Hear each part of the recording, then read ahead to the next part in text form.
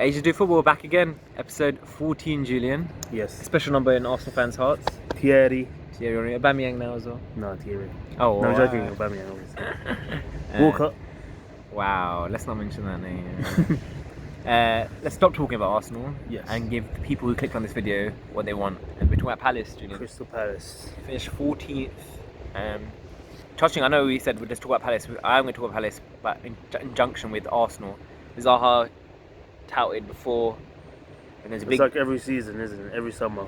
Yeah, and then it was a big win for them to keep hold of him. Mm-hmm. In my opinion, they're asking for ridiculous money, and I can understand why they don't want to lose him. Like, he's their talisman, and like all he does on the pitch is the production is a bit like a St. Maximum at Newcastle, for example, carrying the ball, and they need that. But honestly, first of all, well done to Roy Hodgson. I think he gets a lot of stick, especially from his England tenure. Yep.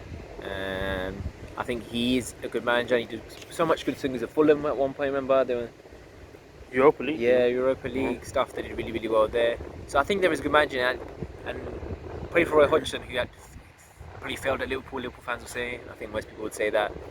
I think this is this kind of club that's like not high up there, a bit mid-table-ish, threatening them for relegation. But I think he can do things with it. But the big problem for Crystal Palace, he has kept them up, so that's well done first of all. Yeah. Because I think most people looking at their squad would have thought they'd be in trouble, and there were periods of it, obviously, and they ended after the restart. They were horrendous. Really bad. Really, really bad. So they've done well to stay up. And now, saying that though, I know they're really bad, but they were safe by then. So I think the motivation a little bit gone from the players. It's hard to motivate players. Look, even like Liverpool won the title, and I think it's hard to motivate their players. But biggest struggle for Crystal Palace is they can't score goals or enough goals anyway. They had they scored the second lowest in the Premier League. Yeah, Norwich had, I think, they scored 26.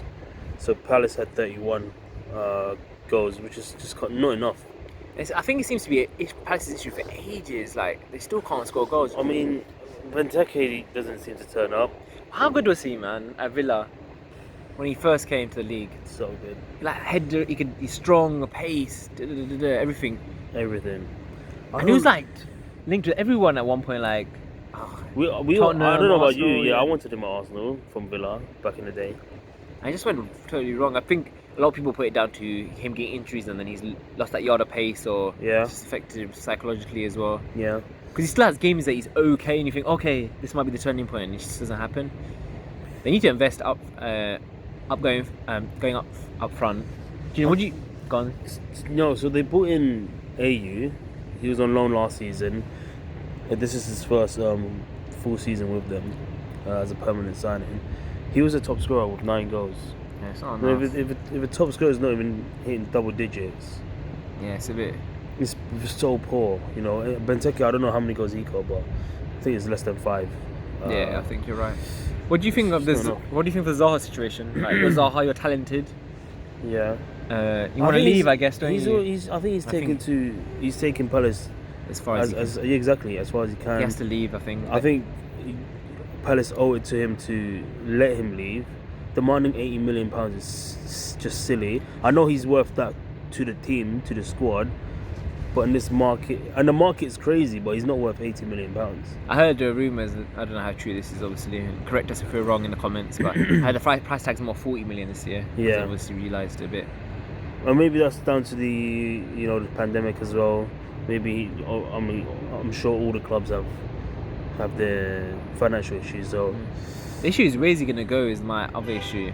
Like, Arsenal would have been the logical choice if we didn't have Pepe, but that ship has sailed, obviously. Like we've got Willian now on a free as well. So I don't know. That's what my issue for Zaha. Like, I think Zaha's a bit stuck as well. I don't know who he thinks he's gonna go. Like, you want to think like a Tottenham or something like that, maybe, but I don't think they're gonna pay the money for that. No. So it's very difficult. And all the big teams have already got players in that area. So I hope for Zaha he gets a move. Maybe it has to be abroad. Maybe. But the thing is, like, there's no doubt of his talent, right, and his production. But he's with 4 goals last season. That was his worst since he returned to Palace. That says it all, right? Like, they collectively had a bad season. They lost 17 Premier League games. Yeah. Right. So again, I don't think Palace have the best defence, but I don't think defence is. Like, everyone can improve on their defence in the league, obviously. Maybe bar the Liverpool, but theirs is okay.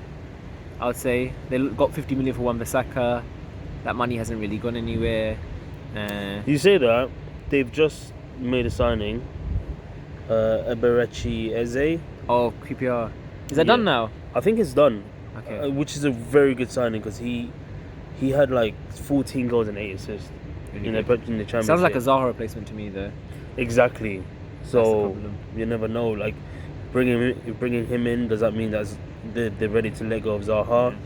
And they fought off a lot of clubs to get him, like Leeds, Villa, Fulham, West Ham, West Brom. It's a good fight actually. To be fair to them, they've done well to get him. They were all linked with him. So the thing is, if they do sell Zaha, hopefully for Zaha's sake, and I think a lot of Palace fans will say the same. Like if you really ask them in their heart to hearts that they'll let Zaha go, kind of thing. Then if you invest that into a striker, and it's not easy enough to just go and buy 40 million, as we know Newcastle did with Joe Linton. That hasn't worked out as well as they would like. So they need to go to the market and find that player, and someone behind him as well. I think like a Cam-ish player. They've got Max Meyer, but he hasn't. I think Eze does play in the cam though. Does he? Yeah. Okay. Well, that might be an option then. He can play on the wing as well, but I think majority of the season he played in the attacking midfield. Because I think my thinking was that because if Zaha does go, Eze takes his spot. He can do, but you never know. Like Hodgson has options, but yeah, like 50 million for Wan-Bissaka last year. Potentially 40 million. Potentially 40 million. They spent around 20 million plus add-ons for Eze. You know, they've got money in the bank. It doesn't mean like, look at Joe Linton, £40 million. He's got 2 goals in the Premier League. It doesn't matter about how much you spend. So you just got, exactly. You can buy you maybe go for Ollie Watkins. He's available for. Do you remember they had that striker in the book that did really well in Turkey? I forgot his name. Like Yeah, I forgot his name, but he had an amazing season. If you can tell us in the comments his name, I think you Palace fans will know who we're talking about. He's linked away, no? But such good numbers, man. I think you got to give him a go in the Premier League. Exactly. That's what I mean. He has played for them in the Premier League. Hasn't done great, but after the season he's had, surely he's gonna be confident, and you think he knows what the goal is, obviously, for obvious reasons. So it's gonna be interesting. So why not? It's an interesting season for Palace. It's gonna be one of those teams that are just happy to stay up, and I think Palace fans will be happy they stay up because they've got a good structure there, and they've got a decent team. Just haven't got as many individuals that can change the game for them. And Zaha is one of them, obviously, but it looks like he might jump ship. They're capable because before lockdown they won. They were on a 4-win streak. Yeah. Before lockdown, but then again they lost 7 out of their last 8 games to end the season. So I put that down to motivation personally. I don't think that's a. Well, that's the thing. If you're already safe and you know they're not really going to go for Europe. No. There was a chance of Europe, but obviously players were not free. Depends. It's interesting. What do you think about that, Palace fans? Actually, like you don't really have fight for. Are you okay with the players like chilling out? I guess to some degree. Did you say like they should still be fighting, even though there's nothing? You're fighting for a place and money. As a football fan, surely you want your team to perform. They might just be relieved they're staying up. To be honest with you. Yeah, probably, but still, you still want them to like not lose. Yeah, right. True. Losing 7 out of their last 8 games is not fun. Yeah. Even if you are safe. It'll be interesting to see what happens. Like, do they lose Zaha or not? And if they do lose Zaha, how they reinvest that? But I think when you have Roy Hodgson in charge, I think there's always a chance, and I'm not too worried about Palace personally. No. They'll have those games where they get a win at the top 6 and all that kind of stuff. They have that in them still. And they have a good group that's been together for a while now, and so they know each other as well. They just get some more pieces to make it a bit more productive going forward. Exactly. Hodgson's that guy, he'll keep you up. Yeah. Remember when he first came in? I think they lost 7 or 8 of their first Premier League games. I think it was 2 seasons ago. Since then... Oh yeah, De Boer. Yeah. Do not talk about that scenario. So, but since then, since Hodgson's come in, they've just been steady. You know, another okay finish. Sorry if you can hear that plane, by the way. Actually, I'm playing a helicopter going above.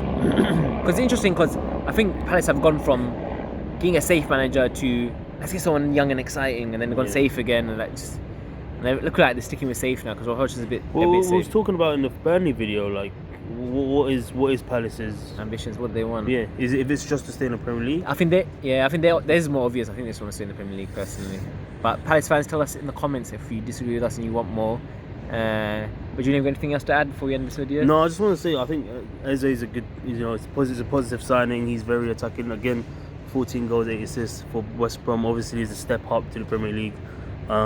See how it translates. Madison Yeah. translated quite well when you just stepped up, for Exactly, so- example.